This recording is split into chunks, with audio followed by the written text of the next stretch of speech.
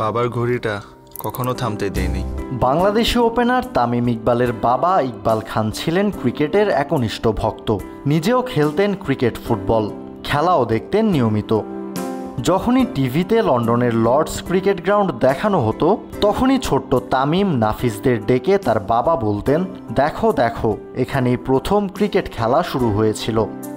তামিম ইকবালের ক্রিকেটের প্রতি ভালোবাসা জন্মানো আর হাতে খড়ি দুটোই বাবার হাত ধরে।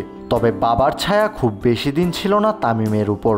11 বছর বয়সে বাবা চলে যান পরপারে, কিন্তু বাবার থেকে শেখা ক্রিকেট আর লর্ডস দুটোই গেঁথেছিল তামিমের মাথায়। সময়ের পরিক্রমায় তামিম বাংলাদেশ দলের ক্রিকেটার হয়েছেন। সময়টা তখন 2010। বাংলাদেশ কেবল দ্বিতীয়বারের মতো ইংল্যান্ডের মাটিতে খেলতে যাবে ইংলিশদের বিপক্ষেই। 2 ম্যাচ টেস্ট সিরিজের প্রথম ম্যাচের প্রথম ইনিংসে জনাথন ট্রটের 226 রানে ভর করে বাংলাদেশের সামনে 505 রানের পাহাড় দাঁড় করায় ইংলিশরা। ব্যাট করতে নেমে তামিম করেন 55 রান। ফলো অন এড়াতে পারেনি বাংলাদেশ, অল আউট হয়ে যায় 282 রানে। প্যাভিলিয়নে ফিরে এসে তামিম সরল মনে একজনকে জিজ্ঞাসা করলেন, হাফ সেঞ্চুরি করার পর কি কোনোভাবে লর্ডসের অনার্স বোর্ডে তার নাম লেখানো সম্ভব? তামিম ভেবেছিলেন 50-র জন্য হয়তো একটা অনার্স বোর্ড আছে লর্ডসে, কিন্তু সেই ভদ্রলোক তামিমকে জানিয়ে দিয়েছিলেন অনার্স বোর্ডের নাম লিখাতে হলে 100 রানই করতে হবে।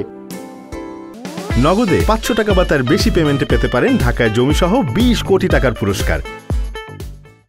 এই কথা শুনে টকবগে যুবক তামিম প্রতিজ্ঞা করে বসলেন, সেঞ্চুরি না করে আমি এখান থেকে কোথাও যাচ্ছি না। কিন্তু বাংলাদেশ তো ফলো অনই এড়াতে পারেনি। ভাগ্যবশত England captain Andrew Strauss follow অনে না ফেলে আবারও ব্যাটিংয়ে পাঠায় বাংলাদেশকে। নিজেকে প্রমাণের একটা সুযোগ পেয়ে যান তামিম ইকবাল। এরপরই দ্বিতীয় ইনিংসে ব্যাট হাতে তাণ্ডব শুরু করেন বাঁহাতি এই ওপেনার।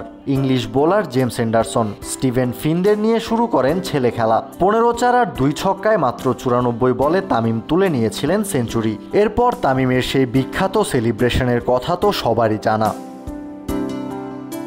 মিডনের উপর দিয়ে বল উড়িয়ে মেরে তামিমের সে কি দৌড়। নিজের ব্যাট আর হেলমেট মাটিতে রেখে হাতে ইশারা করে দেখিয়েছিলেন, তোমাদের সেই বিখ্যাত অনার্স বোর্ডে এবার আমার নামটা লিখে রাখো। টিভিতে বাবার দেখানো লর্ডসে ছেলে সেঞ্চুরি করেছেন, তার নাম লেখা হচ্ছে অনার্স বোর্ডে। কিন্তু ছেলের এমন কীর্তি দেখার জন্য বাবা নেই। লর্ডসে সেই সেঞ্চুরির পর তামিম সবচেয়ে বেশি মিস করেছেন নিজের বাবাকেই। 2010 সালে তামিমের করা সেই সেঞ্চুরি তৎকালীন সময়ে 20 বছরের মধ্যে ছিল দ্রুততম। তামিমকে নিয়ে তখন উইজডেনের এডিটর শিল্ড বেরি বলেছিলেন, তামিম ছাড়া আমি আর কোনো ব্যাটারকে দেখিনি যে নতুন বলে ইংলিশ বোলারদের উপর এইভাবে চড়াও হয়েছে, এমনকি বীরেন্দ্র সেহবাগকেও না। সে ভারতে পারলেও ইংল্যান্ডে এসে এমনভাবে খেলতে পারেনি। লর্ডসে করা তামিমের ঐতিহাসিক সেই সেঞ্চুরির আজ 14 বছর পূরণ হয়েছে। আজকের দিনে তামিম এই কীর্তি গড়লেও বাংলাদেশি ক্রিকেট সমর্থকদের মনে সেই স্মৃতি আজও অম্লান হয়ে আছে।